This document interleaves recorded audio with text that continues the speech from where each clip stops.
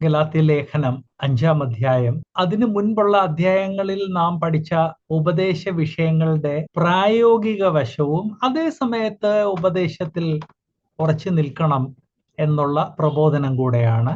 5-8 നമ്മൾ ഏറ്റവും ലാസ്റ്റിൽ ശ്രദ്ധിച്ചത്. 5-8 ഓർപ്പിക്കുന്നത്, ഇങ്ങനെ നിങ്ങളെ അനുസരിപ്പിച്ചത് നിങ്ങളെ വിളിച്ചവന്റെ പ്രവൃത്തിയല്ല. മുന്നോട്ട് പോകുന്നതിന് മുമ്പ് ഞാൻ ഒരു കാര്യം ഓർപ്പിക്കട്ടെ.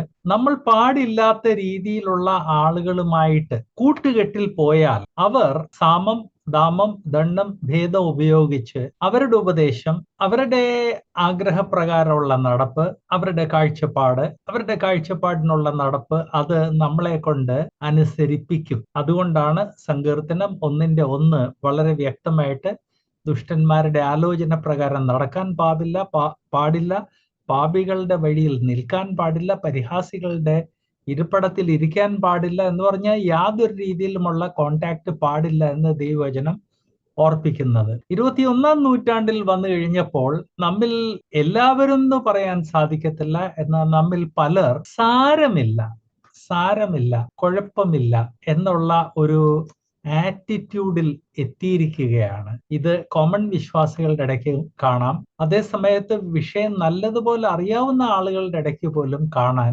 സാധിക്കും. എന്നാൽ ഞാൻ ഓർപ്പിക്കട്ടെ, സങ്കീർത്തനം 1:1 ദൈവവചനമാണ്. സാരമില്ല എന്നുള്ളത് മനുഷ്യന്റെ വചനമാണ്. സാരമുണ്ട് എന്നുള്ളത് ദൈവവചനമാണ്.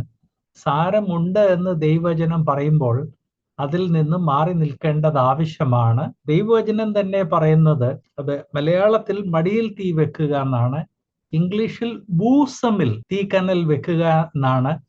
തീക്കനൽ എടുത്ത് അവനവന്റെ ശരീരത്തിൽ വെച്ചു കഴിഞ്ഞാൽ പൊള്ളാതിരിക്കുന്നവൻ ആരുമില്ല.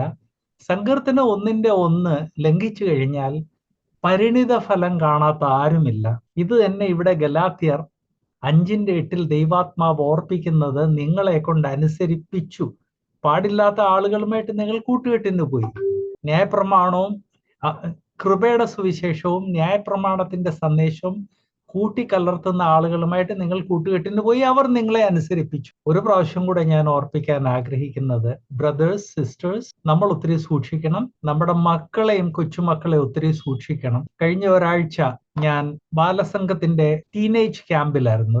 ടീൻ ക്യാമ്പ് എന്ന് പറഞ്ഞു കഴിഞ്ഞാൽ 13 തൊട്ട് 19 വരെ പ്രായമുള്ള ഈ ക്യാമ്പ് അറ്റൻഡ് ചെയ്തു. അതിൽ നിന്ന് പിന്നെയും ഈ ഫീലിംഗ് കൊണ്ടാണ് ഞാൻ മടങ്ങി വന്നിരിക്കുന്നത്. പേരൻസ് കുട്ടികളോട് ബൗണ്ടറീസ് പറഞ്ഞു കൊടുക്കുന്നില്ല. ബൗണ്ടറി കെട്ടുക മാത്രമല്ല, അത് എന്തുകൊണ്ട് ആ ബൗണ്ടറി കെട്ടുന്നെന്നുള്ളത് പറഞ്ഞു കൊടുക്കണം. കുട്ടികളാണെങ്കിലും മുതിർന്നവരാണെങ്കിലും നമ്മൾ പാടില്ലാത്ത കാര്യങ്ങൾ നമ്മളെ കൊണ്ട് അനുസരിപ്പിക്കാൻ വേണ്ടി ലോകം തുടർമാനമായിട്ട് ശ്രമിക്കുന്നുണ്ട്. അതിൽ നിന്ന് സൂക്ഷിച്ച് അകന്ന് നിൽക്കണം. ഗലാത്യർ 5:9 ആ വിഷയത്തിന്റെ ആപത്ത് മറ്റൊരു രീതിയിൽ പ്രസന്റ് ചെയ്യുന്നു. ഗലാത്യർ 5:9 അത് ഓർപ്പിക്കുന്നത്, അസാരം പുളിമാവ് പിണ്ടത്തെ മുഴുവനും പുളിപ്പിക്കുന്നു. ഇത് അന്നത്തെ മനുഷ്യർക്കും അറിയാവുന്ന ഒരു കാര്യമാണ്, ഇന്നത്തെ മനുഷ്യർക്കും അറിയാവുന്ന കാര്യമാണ്. ശകല ഈസ്റ്റ് കംപ്ലീറ്റ് മാവിന്റെ അകത്ത് ചേർത്താൽ മതിയല്ലോ, എല്ലാവർക്കും അറിയാവുന്ന കാര്യം. അത് ഞാൻ എടുത്തു പറയേണ്ട ആവശ്യമില്ല. ദൈവവചനം ഓർപ്പിക്കുന്നത്, തിന്മ ഈസ്റ്റിന്റെ കാര്യം പറഞ്ഞതുപോലെ അതിന്റെ ഒരു ചെറിയൊരു amount മതി. ഇൻഫാക്ട് പഴയ നിയമത്തിൽ എല്ലാ രീതിയിലുമുള്ള പുളിപ്പ് മാറ്റി ചില ഫെസ്റ്റിവൽ യഹൂദന്മാര് അവര് സെലിബ്രേറ്റ് ചെയ്യണമായിരുന്നു. പുതിയ നിയമം വന്നപ്പോഴത്തേക്ക് പുളിമാവ് എന്നുള്ളത്, അല്ലെങ്കിൽ ലെവൻ എന്നുള്ള വാക്ക് കുറെ കൂടെ അർത്ഥം എടുത്തിരിക്കുകയാണ്. പുതിയ നിയമത്തിൽ ലെവൻ എന്ന് പറഞ്ഞു കഴിഞ്ഞാൽ എല്ലാ രീതിയിലുമുള്ള പാപവും എല്ലാ രീതിയിലുള്ള അശുദ്ധ ജീവിതത്തെയും കാണിക്കുന്നു. ദൈവവചനം ഓർപ്പിക്കുന്നത് എല്ലാവർക്കും അറിയാമല്ലോ, അസാരം പുളിയുമാവ് മതി പിണ്ടത്തെ മുഴുവനും പുളിപ്പിക്കാൻ വേണ്ടി. അതുകൊണ്ട് വിശ്വാസികൾ വ്യക്തമായിട്ട് മനസ്സിലാക്കണം, പുളിമാവ് ഒരു കണ്ടീഷനിൽ വരാൻ പാടില്ലെങ്കിൽ നമ്മൾ പാടില്ലാത്ത ഫെലോഷിപ്പ് പാടില്ല. ഇംഗ്ലീഷിൽ ഒരു പറച്ചിലുണ്ടല്ലോ, ഫെമിലിയാരിറ്റി ബ്രീഡ്സ് കണ്ടംപ്റ്റ്. നമ്മൾ ഒരു കാര്യം കണ്ടിന്യൂസ് ആയിട്ട് കണ്ടു കഴിയുമ്പോൾ ഷോക്കിംഗ് ആയിട്ടുള്ള കാര്യമാണെങ്കിൽ പോലും ഷോക്ക് തോന്നത്തില്ല. അത് ജീവിതത്തിന്റെ എല്ലാ വശത്തെയും അത് ഇൻഫ്ലുവൻസ് ചെയ്യുന്ന ഒരു ഡോക്ട്രീനാണ്. ഈ എക്സ്ട്രീം പ്രൊഫഷനിൽ ജോലി ചെയ്യുന്ന പലരുമായിട്ട് ഞാൻ സംസാരിച്ചിട്ടുണ്ട്. മനുഷ്യരെ തൂക്കിക്കൊല്ലുന്ന ആളുകൾ, അവരുമായിട്ട് ഞാൻ സംസാരിച്ചിട്ടില്ല, എന്നാൽ അവരുടെ ഇന്റർവ്യൂസ് വായിച്ചിട്ടുണ്ട്. അതുപോലെ ഡെഡ് ബോഡീസ് രാവിലെ ഉച്ചയ്ക്കും വൈകിട്ടും എല്ലാ രീതിയിലുമുള്ള ഡെഡ് ബോഡീസ് ഡിസെക്ഷൻ ചെയ്യുന്ന ആളുകളുടെ ഇന്റർവ്യൂസ് വായിച്ചിട്ടുണ്ട്, ചിലരുമായിട്ട് സംസാരിച്ചിട്ടുണ്ട്. ആർമിയിൽ ഈ എക്സ്ട്രീമായിട്ടുള്ള ഈ പ്രൊഫഷനുള്ള ആളുകളുണ്ട്. അവരുടെ ജോലി എന്ന് പറഞ്ഞു കഴിഞ്ഞാൽ സീക്രട്ടിൽ പോവുക, കാണുന്നവരെയൊക്കെ കൊല്ലുക. അങ്ങനെയുള്ള ആളുകളുമായിട്ട് ചിലരുമായിട്ട് സംസാരിച്ചിട്ടുണ്ട്. അങ്ങനെയുള്ള ആളുകളുമായിട്ട് വളരെയധികം ഇടപെട്ടിട്ടുള്ള ആളുകളുമായിട്ട് സംസാരിച്ചിട്ടുണ്ട്. അതിൽ എല്ലാറ്റിൽ നിന്നും മനസ്സിലാകുന്ന ഒരു കാര്യം, എത്ര എക്സ്ട്രീമായിട്ടുള്ള കാര്യമാണെങ്കിലും നമ്മൾ തുടർമാനമായിട്ട് അതുമായിട്ട് എക്സ്പോസ് ആയി കഴിഞ്ഞാൽ നമ്മുടെ മനസ്സിലുള്ള അറപ്പ്, നമ്മുടെ മനസ്സിലുള്ള ഭയം, അത് തെറ്റാണെന്നുള്ള ഫീലിംഗ് അത് ഇല്ലാതെയാകും. ആത്മീക ജീവിതത്തിൽ ഇതുപോലെ തന്നെയാണ്. ആത്മീക ജീവിതത്തിൽ ഒരു ശകലം പുളിമാവ് നമ്മൾ അലൗ ചെയ്ത് കഴിഞ്ഞാൽ അത് ഒരു ശകലമല്ലേ ഉള്ളൂ എന്ന് ചിന്തിക്കും. ആൻഡ് ഫൈനലി പിണ്ടം മുഴുവൻ പുളി ആയി കഴിയുമ്പോഴാണ് നമുക്ക് മനസ്സിലാകുന്ന, അയ്യോ വലിയ നാശം ആയല്ലോ. ഉപദേശ വിഷയങ്ങളിൽ, പ്രത്യേകിച്ച് ഉപദേശ വിഷയങ്ങളിൽ ഒരു ശകലം പോലും ഡീവിയേഷൻ, വ്യതിചലനം അനുവദിക്കാൻ പാടില്ല. അത് അനുവദിച്ചു കഴിഞ്ഞാൽ അതിന്റെ പരിണിത ഫലം വളരെ അധികമായിരിക്കും.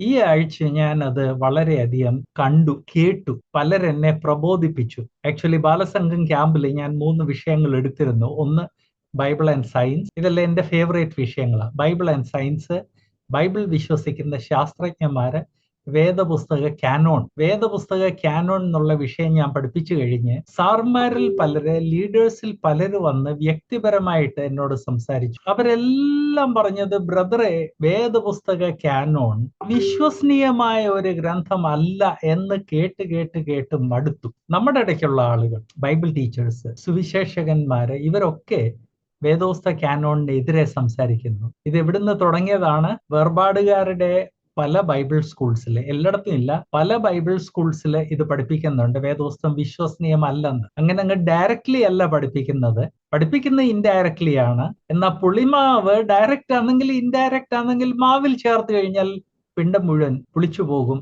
എന്നുള്ള കാര്യം നമ്മൾ മനസ്സിലാക്കണം. നിങ്ങൾ ചോദിച്ചെന്നിരിക്കെ എന്തുകൊണ്ട് ഈ ടീച്ചിങ് നിർത്താത്ത കാരണം, ലീഡർഷിപ്പിലുള്ള പലർ ബൈബിളിന്റെ ആധികാരികതയെ, ബൈബിളിന്റെ കാനോനികതയെ വിശ്വസിക്കാത്തത് കൊണ്ട് അവരുടെ അണ്ടറിലുള്ള ടീച്ചേഴ്സിനെ അങ്ങനെ പഠിപ്പിക്കാൻ അനുവദിക്കും. അങ്ങനെ അവിടുന്ന് പഠിച്ചിറങ്ങുന്ന ബൈബിൾ ടീച്ചേഴ്സ് അതുപോലെ തന്നെ പോയി കുട്ടികളെ പഠിപ്പിക്കും. ഈ കുട്ടികൾക്ക് വേദപുസ്തകത്തിൽ വിശ്വാസം ഇല്ലാതെയായി മാറും. വേദപുസ്തകം വളരെ വ്യക്തമാണ്. അസാരം പുളിമാവ് പിണ്ടത്തെ മുഴുവനും പുളിപ്പിക്കുന്നു. അതുകൊണ്ട് നമ്മൾ നമ്മുടെ മക്കളെ ദൈവവചനം പഠിപ്പിക്കുമ്പോൾ ചെറിയ കാര്യങ്ങളാണെങ്കിലും വലിയ കാര്യങ്ങളാണെങ്കിലും അത് ഒരുപോലെ സീരിയസ് ആയിട്ട് പഠിപ്പിക്കണം. അല്ലാതെ അത് അവഗണിക്കാമെന്ന് പറഞ്ഞ് വിടാൻ പാടില്ല.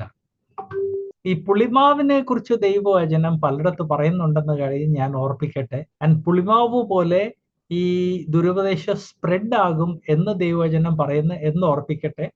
വായിക്കുന്നില്ല എന്ന വാക്യം ഞാൻ പറയാൻ ആഗ്രഹിക്കുന്നു. നോട്ട് ചെയ്യുന്നവര് ഒന്ന് നോട്ട് ചെയ്താൽ നല്ലതായിരിക്കും. 1 കൊരിന്ത്യർ 5:6-7, 1 കൊരിന്ത്യർ 5:6-7, 2 തിമോത്തിയോസ് 2:17, ഹുമിനിയോസും ഫിലേത്തസിനെ കുറിച്ചുള്ള വാക്യം, അത് നമ്മൾ ഒരിക്കലും മറക്കാൻ പാടില്ല.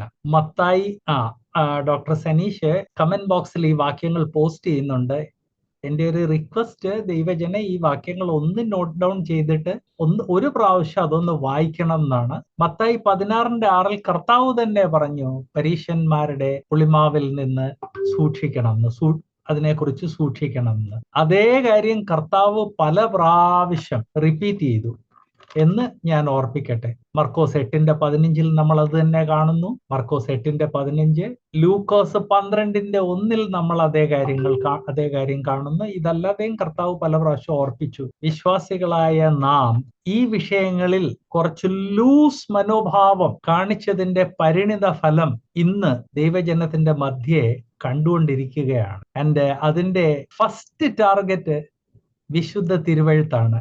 വിശുദ്ധ തിരുവെഴുത്ത് മനുഷ്യർ എഴുതിയതും മനുഷ്യർ ഗ്യാദർ ചെയ്തുമായ ഒരു ഗ്രന്ഥമായിട്ട് ധാരാളം ആളുകൾ പറഞ്ഞു തുടങ്ങിയിട്ടുണ്ട്. കുറച്ച് കഴിയുമ്പോൾ ഇത് പിന്നെ വിശ്വസിക്കേണ്ട ആവശ്യം എന്താണെന്ന് നമ്മുടെ അടുത്ത തലമുറ പറയും. അത് സംഭവിക്കാതിരിക്കാൻ വേണ്ടി നമ്മളിൽ ഓരോരുത്തർ നമ്മളെ കൊണ്ട് ചെയ്യാവുന്നത് ചെയ്യണം എന്ന് ഓർപ്പിക്കട്ടെ. ഗലാത്യ വിശ്വാസികളോട് അത് പറയാൻ കാരണം, ഗലാത്യയിൽ കൃപയുടെയും വിശ്വാസത്തിന്റെ ഉപദേശത്തെ കർമ്മത്തിന്റെ ഉപദേശവുമായിട്ട് റീപ്ലേസ് ചെയ്തു. അതൊരു പുളിമാവാണ്. അധികം താമസിക്കാതെ കൃപയുടെ സന്ദേശത്തെ എല്ലാവരും മറന്നു പോകും എന്നാണ് ദൈവാത്മാവ് ഓർപ്പിക്കുന്നത്. ആക്ച്വലി മറന്നുപോയി. മുന്നോട്ട് നമ്മൾ പഠിക്കുമ്പം ആ കൃപയുടെ സന്ദേശത്തെ മറന്ന് അവരുടെ ജീവിതത്തിൽ പാടില്ലാത്ത ഒത്തിരി കാര്യങ്ങൾ പ്രത്യക്ഷപ്പെട്ടെന്ന് ദൈവാത്മാവ് ഓർപ്പിക്കുന്നു. സോ ഗലാത്യ വിശ്വാസികൾക്ക് ന്യായപ്രമാണമായിരുന്നു പുളിമാവ്, പ്രത്യേകിച്ച് പരിച്ഛേദനയായിരുന്നു പുളിമാവ്. വേർപാട് വിശ്വാസികളുടെ മധ്യേ ഓരോ സ്ഥലത്ത് ഓരോന്നാണ് പുളിമാവ്.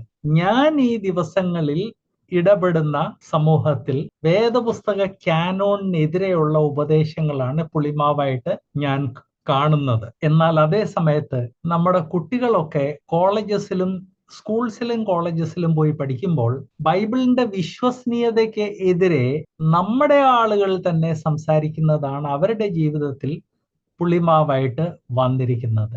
അപ്പം ഏത് സമൂഹത്തിൽ നാം ജീവിക്കുന്ന ഏത് സമൂഹത്തിൽ ഏത് രീതിയിലുള്ള പുളിമാവാണ് സ്പ്രെഡ് ചെയ്യുന്നത് എന്ന് മനസ്സിലാക്കി നമ്മിൽ ഓരോ വിശ്വാസിയും അതിനെതിരെയുള്ള പ്രതിവിധി ചെയ്യേണ്ടത് ആവശ്യമാണ്. 5:10 ഗലാത്യ ലേഖനം 5:10 നമ്മൾ വായിക്കുന്നത്, നിങ്ങൾക്ക് ഭിന്നാഭിപ്രായം ഉണ്ടാകയില്ല എന്ന് ഞാൻ കർത്താവിൽ ഉറച്ചിരിക്കുന്നു.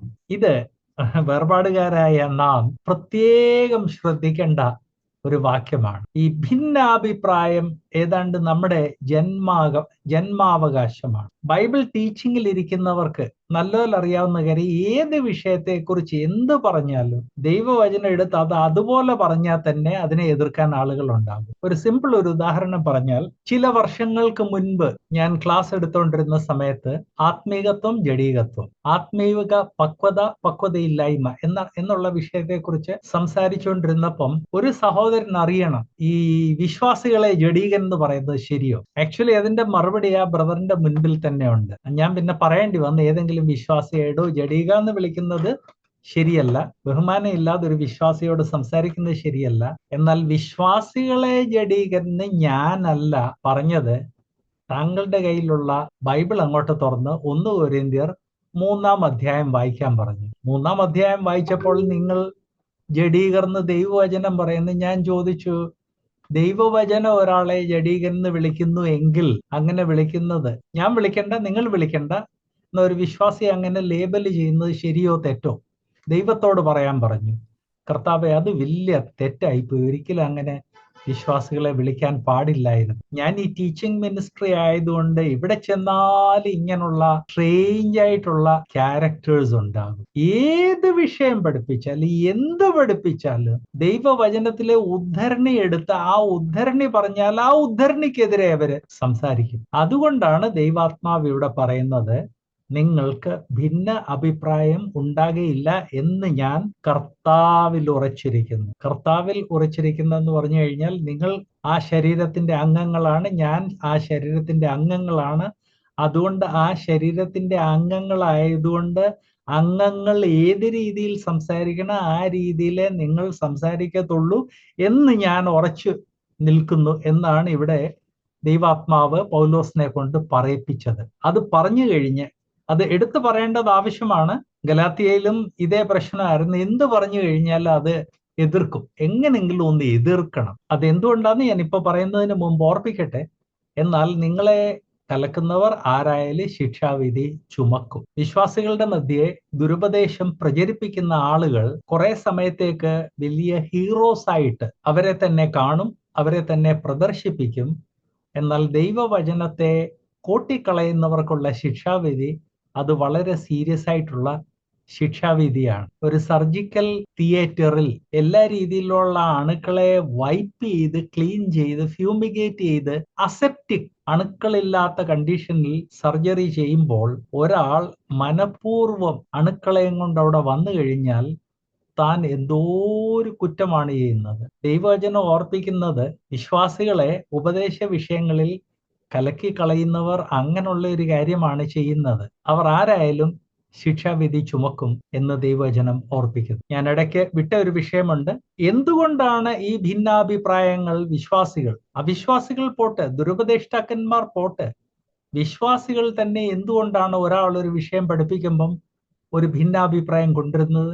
എന്തുകൊണ്ടാണ് ആരെന്ത് പഠിപ്പിച്ചാലും ഞാൻ അതിന് ഒരു വിരോധമായി ഒരു ചോദ്യം ചോദിച്ചില്ലെങ്കിൽ എനിക്കെന്തോ എൻ്റെ പേഴ്സണാലിറ്റിയിൽ എന്തോ കുറവുണ്ട് എന്ന് വിശ്വാസികൾ ചിന്തിക്കുന്നത്? നമ്മുടെ ജഡമാണ് അതിന് കാരണം.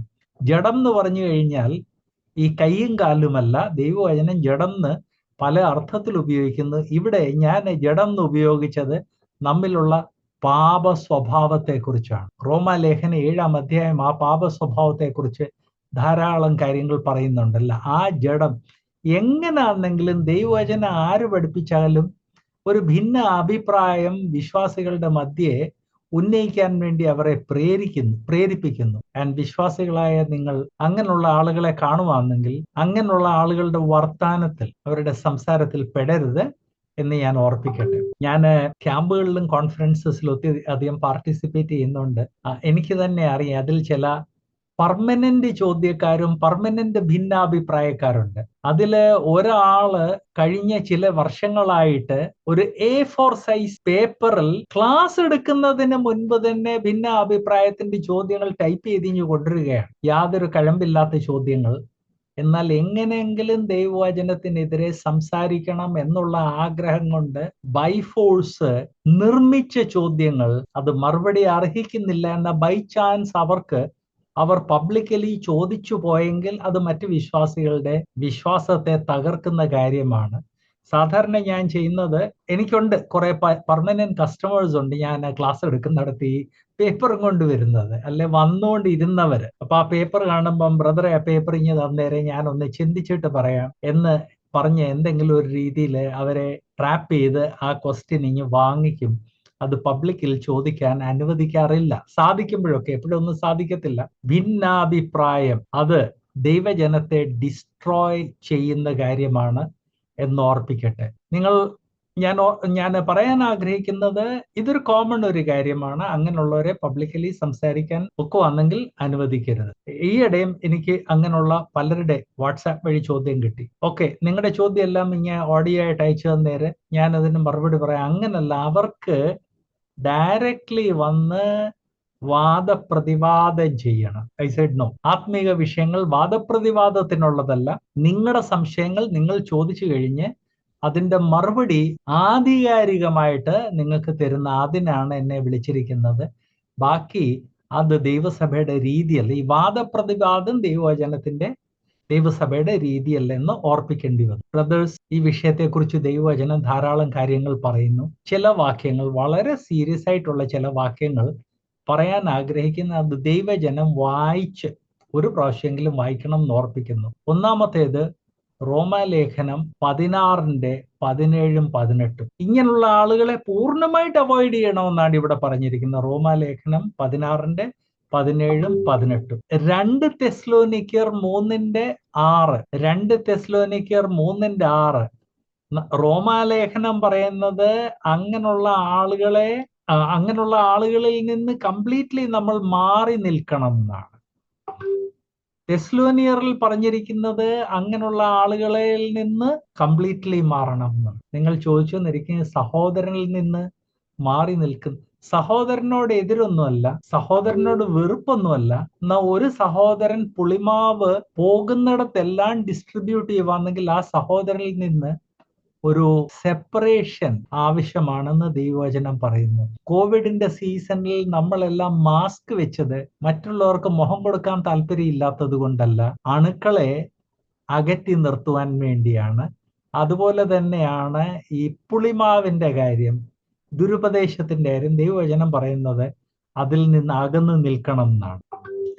2 തെസ്സലോനിക്കർ 3:14-15. 2 തെസ്സലോനിയൻസ് 3:14-15. അത് തന്നെ പറയുന്ന, അവരുമായിട്ട് കൂട്ടുകെട്ട് പാടില്ല.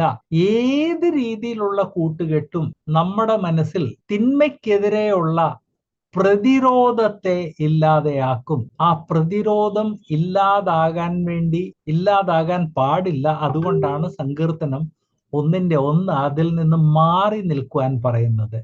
2 തെസ്സലോനിയൻ തെസ്സലോനിയൻസ് 3:14-15 അവരിൽ നിന്ന് അകന്ന് നിൽക്കാൻ പറയുന്നു. അവരെ ശത്രുവായിട്ട് കൺസിഡർ ചെയ്യാനല്ല, എന്നാൽ അവരിൽ നിന്ന് ഒരു ഡിസ്റ്റൻസ് മെയിൻറ്റെയിൻ ചെയ്യണം. 1 തിമോത്തിയോസ് 6:3-5 ഇതേ വിഷയം ഡീറ്റെയിൽ ആയിട്ട് പറയും. 1 തിമോത്തിയോസ് 6:3-5 ഡീറ്റെയിൽ ആയിട്ട് ഓർപ്പിക്കുന്നത്, ഇങ്ങനെയുള്ള ആളുകളോട് വാദപ്രതിവാദത്തിന് പോയി കഴിഞ്ഞാൽ പ്രയോജനമൊന്നും ഉണ്ടാകത്തില്ല. നേരെ മറിച്ച് കേൾക്കുന്ന ആളുകളുടെ വിശ്വാസം കൂടെ നഷ്ടപ്പെട്ടു പോകും. ഉപദേശ വിഷയത്തിൽ വാദപ്രതിവാദം ചിലർക്കൊരു ഹരമാണ്. ഉപദേശം സ്ഥാപിക്കാൻ വേണ്ടിയല്ല. എനിക്കെല്ലാം അറിയാം, എന്നോട് ഡിബേറ്റ് ചെയ്ത് ആർക്കും ജയിക്കാൻ സാധിക്കത്തില്ല. എന്നാൽ കഴിഞ്ഞ 10 വർഷം എടുത്താല് 2015 തൊട്ട് 2025 വേർപാടുകാര് ഉപദേശ വിഷയത്തിൽ പബ്ലിക്കലി നടത്തിയിട്ടുള്ള എല്ലാ ഡിബേറ്റും നമുക്ക് നാണംകേടിന് കാരണമാണായത്. ഉപദേശം സ്ഥാപിക്കാൻ സാധിച്ചില്ല എന്ന് മാത്രമല്ല, നാണംകേടിന് കാരണമായി കേട്ട ധാരാളം ആളുകളുടെ വിശ്വാസം നഷ്ടപ്പെട്ടു പോയി. ഉപദേശ വിരോധികൾക്ക് വലിയ സന്തോഷമായി പോയി. ഡിബേറ്റ് കഴിഞ്ഞു, എല്ലാം തീർന്നു. എന്നാൽ ഡിബേറ്റ് ചെയ്ത ആളുകൾ ഇന്നും വേർപാടുകാർക്ക് അവരെ ഡിബേറ്റിൽ തോൽപ്പിക്കാൻ സാധിച്ചില്ല എന്ന് കൊട്ടിഘോഷിക്കുന്നു. പ്ലസ് കഴിഞ്ഞ 10 വർഷങ്ങളിലുള്ള ഡിബേറ്റിൽ കണ്ട ഒരു കാര്യം, ഒരു നല്ല ശതമാനം വേർപാടുകാരെ, ഡിബേറ്റിന് പോയ വേർപാടുകാര് യാതൊരു രീതിയിലുമുള്ള പ്രിപ്പറേഷൻ, തയ്യാറെടുപ്പില്ലാതെ പോയി. വിരോധികൾ തയ്യാറെടുപ്പോടെ മാത്രമല്ല വന്നത്, ഡിബേറ്റിൽ വളരെ വഞ്ചന നിറഞ്ഞ തന്ത്രങ്ങൾ ഉപയോഗിച്ചു. വേർപാട് വിശ്വാസികൾക്ക്, സഭയ്ക്ക് അതൊരു നാണംകേടിന് കാരണമായി. ദൈവവചനം ഓർപ്പിക്കുന്നത്, വചനവിരുദ്ധമായ കാര്യങ്ങൾ പറയുന്ന ആളുകളോട് വാദപ്രതിവാദമല്ല, അവരെ അവോയ്ഡ് ചെയ്യുകയാണ് ചെയ്യുന്നത്. ഉപദേശം തർക്കവിഷയമല്ല, ഉപദേശം വാദപ്രതിവാദത്തിനുള്ള കാര്യമല്ല. ഉപദേശം പഠിക്കുകയും പഠിപ്പിക്കുകയും ചെയ്യേണ്ട കാര്യമാണ്. അത് വാദപ്രതിവാദത്തിൽ കൂടെയല്ല ഉപദേശം പഠിപ്പിക്കേണ്ടത്. ഉപദേശം പഠിച്ച് ആധികാരികമായ പ്രഖ്യാപനത്തിൽ കൂടെയാണ് പഠിപ്പിക്കേണ്ടതെന്നുള്ള കാര്യം ദൈവവചനത്തിൽ നിന്ന് ഞാൻ ഓർപ്പിക്കട്ടെ. വേറെ ഒത്തിരി വാക്യങ്ങളുണ്ട്, എന്നാൽ ഇത്രയും വാക്യങ്ങൾ നമ്മൾ എടുത്തൊന്ന് വായിച്ചു കഴിഞ്ഞാൽ തന്നെ വിഷയത്തിന്റെ ഗൗരവം മനസ്സിലാകും. ഗലാത്യ ലേഖനം 5-ാം അധ്യായത്തിന്റെ 11-ാം വാക്യം, ഗലാത്യർ 5:11. ഇത്രയും കാര്യങ്ങൾ പറഞ്ഞു കഴിഞ്ഞപ്പോൾ ദൈവദാസനായ പൗലോസ് വ്യക്തിപരമായ ഒരു കാര്യം അവരോട് സംസാരിക്കുന്നു. ഞാൻ ഓർപ്പിച്ചതുപോലെ പരിശുദ്ധാത്മാവിന്റെ പ്രേരണയാൽ എഴുതപ്പെട്ട ദൈവവചനത്തിന്റെ ഒരു പ്രത്യേകത, ഇത് ദൈവവചനമാണ്. ഇതിൽ ഓരോ വാക്ക് ദൈവാത്മാവിന്റെ ഇഷ്ടപ്രകാരവും ദൈവാത്മാവിന്റെ അനുവാദത്തോടെയും അറിവോടെ അവിടെ വന്നതാണെങ്കിലും എഴുതുന്ന ആളിന്റെ പേഴ്സണാലിറ്റിയുടെ അതിൽ കൂടെ പ്രദർശിപ്പിക്കാൻ വേണ്ടി ദൈവാത്മാവ് അനുവദിക്കുന്നു. അത് ബൈബിളിന്റെ ഒരു പ്രത്യേകതയാണ്. ബൈബിളും മറ്റു പല മതഗ്രന്ഥങ്ങളും തമ്മിലുള്ള ഒരു അന്തരം ഇതാണ്. അതുകൊണ്ട് 5-ാം അധ്യായത്തിന്റെ 11-ാം വാക്യത്തിൽ എഴുത്തുകാരനായ പൗലോസ് പറയുന്നത്, ഞാനോ സഹോദരന്മാരെ ഇപ്പോഴും പരിച്ഛേദന പ്രസംഗിക്കുന്ന എന്ന് വരികിൽ ഇനി ഉപദ്രവം സഹിക്കുന്ന എന്ത്? അങ്ങനെയെങ്കിൽ ക്രൂശിന്റെ ഇടർച്ച നീങ്ങിപ്പോയല്ലോ. പൗലോസ് അവരെ ഓർപ്പിക്കുന്നത്, ഈ കൃപയുടെ സന്ദേശം പ്രസംഗിച്ചതുകൊണ്ട് പൗലോസിന് പ്രയോജനമൊന്നും ഉണ്ടായില്ല. നേരെ മറിച്ച് ജയിലിൽ പോകേണ്ടി വന്നു. എത്രയോ പ്രാവശ്യം ചാട്ടയം കൊണ്ട് അടി വാങ്ങിക്കേണ്ടി വന്നു. ബ്രദേഴ്സ്, സിസ്റ്റേഴ്സ്, ചാട്ടയം കൊണ്ട് ആളുകളെ അടിക്കുന്നത് നിങ്ങൾ എത്ര പേര് കണ്ടിട്ടുണ്ടെന്ന് അറിയത്തില്ല. ഇപ്പോഴൊക്കെ ഈ ഫേസ്ബുക്കിലും വാട്സാപ്പിലൊക്കെ വന്നു തുടങ്ങിയിട്ടുണ്ട് വടക്കേ ഇന്ത്യയിലെ ചാട്ടയം കൊണ്ട് അടിക്കുന്നത്. അതിനേക്കാളൊക്കെ വളരെ ക്രൂരമായ മർദ്ദനമായിരുന്നു പൗലോസിന്റെ സമയത്ത് ചാട്ടയം കൊണ്ട് അടിക്കുമ്പോൾ. കല്ലെറിഞ്ഞ് കൊല്ലാൻ ശ്രമിച്ചിട്ടുണ്ട്. പൗലോസ് മരിച്ചു പോയെന്നും കണ്ട് പൗലോസിനെ കല്ലെറിഞ്ഞു കഴിഞ്ഞ് അബാൻഡൻ ചെയ്തു പോയിട്ട്, ഇതെല്ലാം എന്തിനാണ്? അതാണ് ഗലാത്യ വിശ്വാസികൾക്ക് ഇതെല്ലാം അറിയാമായിരുന്നു. അതാണ് ഗലാത്യ വിശ്വാസികളോട് പൗലോസ് ഓർപ്പിക്കുന്നത്, നിങ്ങൾ എൻ്റെ മക്കളാണ്, മക്കളെ പോലെയാണ്, ഒരു പിതാവിനെ പോലെ നിങ്ങൾ എന്നെ സ്നേഹിച്ചു. എൻ്റെ ബലഹീനതകൾക്ക് ഒരു രീതിയിലുള്ള അറപ്പ് കാണിക്കാതെ നിങ്ങൾ എന്നെ സ്നേഹിച്ചു, ശുശ്രൂഷിച്ചു, കൈക്കൊണ്ടു, എൻ്റെ വാക്കുകൾ ശ്രവിച്ചു. ഞാന് ഉപദേശത്തിന് വേണ്ടി അല്ല നിൽക്കുന്നത് എങ്കിൽ പിന്നെ എന്തിനാ ഉപദ്രവം സഹിക്കുന്നത്? ഉപദേശത്തിന് വേണ്ടി നിൽക്കുന്നത് കൊണ്ടാണ് ഉപദ്രവം സഹിക്കേണ്ടി വരുന്നത്. ഉപദേശം വിട്ടു കഴിഞ്ഞാൽ ഈ ഉപദ്രവം ഒന്നും സഹിക്കേണ്ടി വരത്തില്ല. സുഖമായിട്ട് എനിക്ക് വീട്ടിൽ കുത്തിയിരിക്കാം. എന്നോട് ഞാൻ ഈ ദുരുപദേശങ്ങൾക്കെതിരെ എഴുതുമ്പോൾ പലർ ചോദിക്കുന്ന ഒരു കാര്യം, അല്ലെ അഡ്വൈസ് ചെയ്യുന്ന കാര്യം, പ്രായം ഒത്തിരിയായി, ഇനിയും എന്തിനാണ് ഈ ദുരുപദേശങ്ങളെ ഒക്കെ ഖണ്ഡിക്കാൻ പോകുന്നത്? Same thing. എന്തിനാ കഷ്ടപ്പെടുന്നത്? അങ്ങനെ എല്ലാവരും ചിന്തിച്ചു കഴിഞ്ഞാൽ ഉപദേശം അധികം താമസിക്കാതെ ഇല്ലാതാകും. സമ്മിശ്രിത ജനം ടേക്ക് ഓവർ ചെയ്യുമെന്ന് ഞാൻ ഓർപ്പിക്കട്ടെ. ഇസ്രായേൽ മക്കൾ ഈജിപ്തിൽ നിന്ന് പുറത്തുപോയി ചില ആഴ്ചകൾ കഴിഞ്ഞപ്പോഴത്തേക്ക്, മോശെ കാണാതെ വന്നപ്പോഴത്തേക്ക് സമ്മിശ്രിത ജനം നിയന്ത്രണം കയ്യിലെടുത്തു. അഹരോൻ പോലും പേടിച്ചുപോയി. ദൈവം ഡയറക്ട്ലി ആജ്ഞ കൊടുത്ത് അപ്പോയിന്റ് ചെയ്ത അഹരോൻ പോലും പേടിച്ചുപോയി. സമ്മിശ്രിത ജനം അത്രയധികം കൺട്രോൾ കയ്യിലെടുത്തു. ഇത് എല്ലാ തലമുറയിലും ഉള്ളത്. എന്തിനാ കഷ്ടപ്പെടുന്നത്? മറ്റുള്ളവർ പഠിപ്പിക്കട്ടെ, മറ്റുള്ളവർ പറഞ്ഞോട്ടെ എന്നുള്ളത്. ഇവിടെ പൗലോസ് അവരോട് തന്നെ പറയുന്നത്, ഞാൻ എന്ത് കഷ്ടം സഹിക്കുന്നെന്ന് നിങ്ങൾ അറിയുന്നു. നിങ്ങളെ പോലെ കോംപ്രമൈസ് ചെയ്യാനായിരുന്നെങ്കിൽ ഈ കഷ്ടമൊന്നും സഹിക്കേണ്ടി വരത്തില്ലായിരുന്നു. കഷ്ടം സഹിക്കുന്ന ആർക്കും സന്തോഷമുള്ള കാര്യമല്ല. എന്ന മക്കളെ, നിങ്ങളെ ഓർത്ത് ഞാൻ ഇത് സഹിക്കുന്നു. കാരണം നിങ്ങളുടെ വിശ്വാസം നഷ്ടപ്പെട്ടു പോകരുത്. നിങ്ങൾ വിശ്വസിച്ചത് വ്യർത്ഥമായി പോകരുത്. കാരണം വിശ്വസിച്ചു കഴിഞ്ഞ് പിന്മാറിപ്പോയാൽ രക്ഷ നഷ്ടപ്പെടത്തില്ലെങ്കിലും വിശ്വാസം വ്യർത്ഥമായി പോവും. കിട്ടേണ്ട പ്രതിഫലം ലഭിക്കത്തില്ല. ദൈവാത്മാവ് ഇവിടെ അങ്ങനെ ഒരു പേഴ്സണൽ അപ്പീൽ പൗലോസിനെ കൊണ്ട് പറയിപ്പിക്കുന്നു. ഇത് നമ്മളെ ഓരോരുത്തരെ ഓർപ്പിക്കുന്നത്, നമ്മൾ ദൈവവചനം പഠിപ്പിക്കുമ്പോൾ ദൈവവചനം പഠിപ്പിക്കുകയും വേണം. നമ്മുടെ അണ്ടറിൽ പഠിക്കുന്ന ആളുകൾ നമ്മളുമായിട്ട് ഏതെങ്കിലും രീതിയിൽ ബന്ധമുള്ളവരാണെങ്കിൽ നമ്മൾ പേഴ്സണൽ അപ്പീൽ തീർച്ചയായിട്ടും ചെയ്യണം. ദൈവവചനം പഠിപ്പിക്കാൻ വേണ്ടി ഒരു സിംഗിൾ അപ്രോച്ച് അല്ല ഉള്ളത്. ദൈവവചനം പഠിപ്പിക്കുവാൻ വേണ്ടി പല രീതിയിലുള്ള അപ്രോച്ചസ് ഉണ്ട്. അതിലൊന്നാണ് പേഴ്സണൽ അപ്പീൽ. എല്ലായിടത്തൊന്നും വർക്ക് ചെയ്യത്തില്ല. എന്നാൽ നമ്മുടെ സ്വന്തം കുടുംബത്തിലുള്ള നമ്മുടെ മക്കള്, നമ്മൾ ആത്മീയ ജീവിതത്തിൽ നയിച്ച നമ്മുടെ ആത്മീയ മക്കൾ, അവരോടൊക്കെ പേഴ്സണൽ അപ്പീല് അത് വർക്ക് ചെയ്യും. അതുകൊണ്ടാണ് ഇവിടെ ദൈവാത്മാവ് പൗലോസിനെ പ്രേരിപ്പിച്ചത് അങ്ങനെ ഒരു പേഴ്സണൽ അപ്പീൽ കൊടുക്കുവാൻ വേണ്ടി. അത് കഴിഞ്ഞ് ദൈവവചനം 12-ാം വാക്യത്തിൽ പറയുന്നത്, നിങ്ങളെ കലഹിപ്പിക്കുന്നവർ അംഗച്ഛേദം ചെയ്തുകൊണ്ടാൽ കൊള്ളായിരുന്നു. ഈ അംഗച്ഛേദം ഇപ്പം സൗദി പോലുള്ള രാഷ്ട്രങ്ങളിലേ ഉള്ളൂ. അവിടെ പോലും അങ്ങ് ഇല്ലാതെ ആയിരിക്കുകയാണ്. എന്നാൽ ഒരു കാലത്ത് കൈവെട്ടുക, കാൽ വെട്ടുക, ഇത് കോമൺ ശിക്ഷയുടെ ഒരു പ്രാക്ടീസ് ആയിരുന്നു. അതുകൊണ്ട് ഈ കേൾക്കുന്ന ആളുകൾക്ക് അറിയാമായിരുന്നു ഈ പറയുന്നതിന്റെ സീരിയസ്നെസ് എന്തെന്ന്. ഈ അംഗച്ഛേദം ചെയ്യുമെന്ന് പറഞ്ഞു കഴിഞ്ഞാൽ സൊസൈറ്റിയിൽ എങ്ങോട്ട് പോയാലും അംഗച്ഛേദം ചെയ്ത ആളുകളെ കാണുമായിരുന്നെന്ന് ചിലർക്കൊരു തെറ്റിദ്ധാരണയുണ്ട്. അങ്ങനല്ല. സൊസൈറ്റിയിൽ കാണപ്പെടുന്ന കാര്യം മോഷ്ടിച്ചു കഴിഞ്ഞാൽ കൈ വെട്ടും എന്നുള്ളത് ഷുവർ ആണെങ്കിൽ മോഷണം ഓൾമോസ്റ്റ് ഇല്ലാതെയാകും. അല്ലാതെ സമൂഹത്തിലെ എല്ലാവരുടെയും കൈ വെട്ടിക്കളയുകയല്ല ചെയ്യുന്നത്. ഒരാടെയോ രണ്ടുപേരുടെ വെട്ടിക്കഴിഞ്ഞാൽ പിന്നെ എല്ലാവരും മാറി നിന്നോളും. കേരളത്തിൽ ഇങ്ങനൊരു സമയമുണ്ടായിരുന്നു. നിങ്ങളൊക്കെ വേളുത്തമ്പി ദളവായെ കുറിച്ച് കേട്ടിട്ടുണ്ടായിരിക്കും. വേളുത്തമ്പി കുറച്ചങ്ങ് ഹാർഷായിരുന്നു. എന്നാൽ വേളുത്തമ്പിയുടെ സമയത്തായിരുന്നു മോഷ്ടിക്കുന്നവരുടെ കൈ വെട്ടിക്കളയുമായിരുന്നു. അതുകൊണ്ട് മോഷണമൊക്കെ പ്രാക്ടിക്കലി ഇല്ലാതെയായിരുന്നു. ഇന്ത്യയിലെ ഒരു ഫേമസ് ഒരു രാജാവിനെ കുറിച്ചും അതുപോലെ തന്നെ പറയും. അപ്പൊ ഈ വിഷയം ബേസിക്കലി ആളുകൾക്ക് അറിയാവുന്ന ഒരു വിഷയമാണ്. ചില സമൂഹങ്ങളിൽ കുറ്റകൃത്യത്തിന് അംഗച്ഛേദം ചെയ്യും.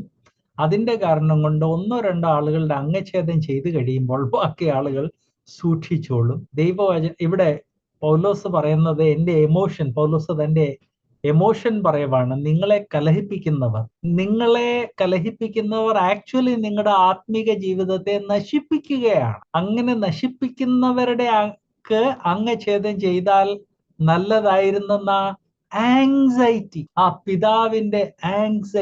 പിതാവിന്റെ ഹൃദയവേദന ഈ വാക്യത്തിൽ കൂടെ കടന്നു വരികയാണ്. ഇതിൽ നിന്ന് 2 കാര്യം നമ്മൾ മനസ്സിലാക്കണം. ഒന്ന്, അപ്പോസ്തലനായ പൗലോസ് ദൈവം തന്നെ വിളിച്ച് അയച്ച് സഭകൾ സ്ഥാപിച്ചപ്പോൾ ആ സഭകൾക്ക് വേണ്ടി എത്രയോ വേദന അനുഭവിച്ചു. സഭ രൂപീകരണം എന്ന് പറഞ്ഞു കഴിഞ്ഞാൽ കുറച്ചുപേരെ ഒന്നിച്ചുകൂടി ഒരു ഫംഗ്ഷൻ അങ്ങ് നടത്തി ബൈ എന്ന് പറഞ്ഞാൽ അതല്ല സഭ രൂപീകരണം. ഒരു പിതാവിനെ പോലെ മക്കളെ വളർത്തുന്നതാണ്. അതിന് ഇങ്ങനെ ഹൃദയവേദന ഉണ്ടാകുന്ന ദൈവവചനം ഇവിടെ ഓർപ്പിക്കുന്നു. രണ്ടാമത്തെ കാര്യം ദൈവവചനം ഇവിടെ ഓർപ്പിക്കുന്നത്, തെറ്റായ ഉപദേശം പഠിപ്പിക്കുന്നവർ അവർ നമ്മുടെ സിമ്പത്തി അർഹിക്കുന്നില്ല, നമ്മുടെ സ്നേഹം അർഹിക്കുന്നില്ല, കൂട്ടായ്മ അർഹിക്കുന്നില്ല, സിമ്പത്തി അർഹിക്കുന്നില്ല.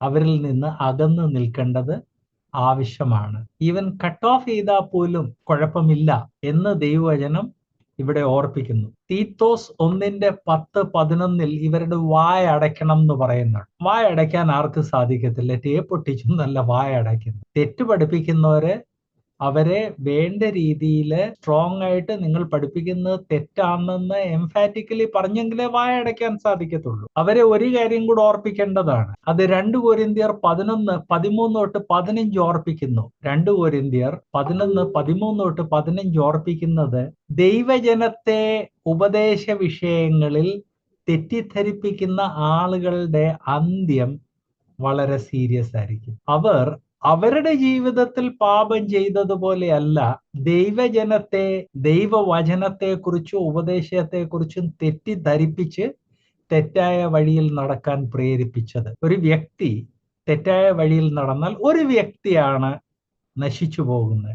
എന്നാൽ ഒരു വ്യക്തി ഒരു സമൂഹത്തെ തെറ്റിദ്ധരിപ്പിച്ചു കഴിഞ്ഞാൽ അനേകരെ തെറ്റായ വഴിയിൽ പോകുവാൻ വേണ്ടി പ്രേരിപ്പിക്കുന്നു. ഇതോടെ ഗലാത്യ ലേഖനം 5-ാം അധ്യായത്തിന്റെ 1-ാമത്തെ സെക്ഷൻ തീരുകയാണ്. 1-ാമത്തെ സെക്ഷനിൽ 1-12 വരെയുള്ള വാക്യങ്ങളിൽ നാം വായിച്ചത് ക്രിസ്തുവിൽ കൂടെ ലഭിച്ച സ്വാതന്ത്ര്യത്തിൽ ഉറച്ചു നിൽക്കുക. അത് പറയാൻ എളുപ്പമാണ്. എന്നാൽ ഈ സ്വാതന്ത്ര്യം വ്യക്തികളുടെ ഇടയ്ക്ക് വിളംബരം ചെയ്ത വ്യക്തി പൗലോസിനെ പോലെ ഒരു പിതാവിന്റെ ഹൃദയം കാണിച്ചു. ആ വ്യക്തി ആരുടെ മധ്യയാണ് ഈ സ്വാതന്ത്ര്യത്തിന്റെ സന്ദേശം വിളംബരം ചെയ്തത്? അവർക്ക് വേണ്ടി ഹൃദയം നൊന്ത് അവരെ നയിക്കണം എന്ന് ദൈവാത്മാവ് ഈ 12 വാക്യങ്ങളിൽ ഓർപ്പിക്കുന്നു. അവരെ പ്രബോധിപ്പിക്കണം. സ്വാതന്ത്ര്യത്തിനായി ക്രിസ്തു നിങ്ങളെ സ്വതന്ത്രരാക്കി, അതിൽ ഉറച്ചു നിൽപ്പീൻ, അടിമനുഖത്തിൽ പിന്നെയും കുടുങ്ങിപ്പോകരുത്. നമ്മൾ റിപ്പീറ്റഡ് ആയിട്ട് നമ്മുടെ അണ്ടറിൽ ആരൊക്കെ ഉണ്ട് അവരെ ഓർപ്പിക്കണം. നമ്മുടെ അണ്ടറിൽ എന്ന് പറയുമ്പോൾ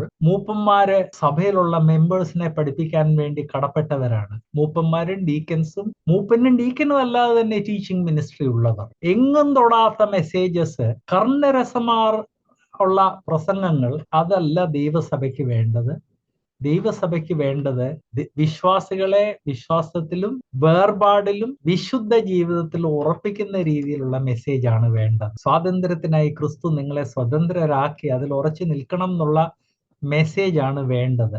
അങ്ങനെ മെസ്സേജ് ദൈവജനത്തിന് കൊടുക്കുന്നത് മൂപ്പന്മാര്, ഡീക്കൻസ്, അതല്ലാതെ സഭയിൽ ടീച്ചിങ് മിനിസ്ട്രി ഉള്ളവർ. എന്നാൽ ഇവർ മാത്രമല്ല, വേർപാട് സഭയിൽ എല്ലാ വിശ്വാസികളിൽ നിന്നും പ്രതീക്ഷിക്കുന്നത് അവർ ഉപദേശ വിഷയങ്ങളിലും പ്രായോഗിക ജീവിതത്തെക്കുറിച്ച് വാ പൊളിച്ചു കഴിഞ്ഞാൽ ദൈവവചന സത്യങ്ങൾ സംസാരിക്കണം എന്നുമാണ്. റോമാലേഖനം അത് വ്യക്തമായിട്ട് ആവർത്തിച്ചു പറയുന്നുണ്ട്.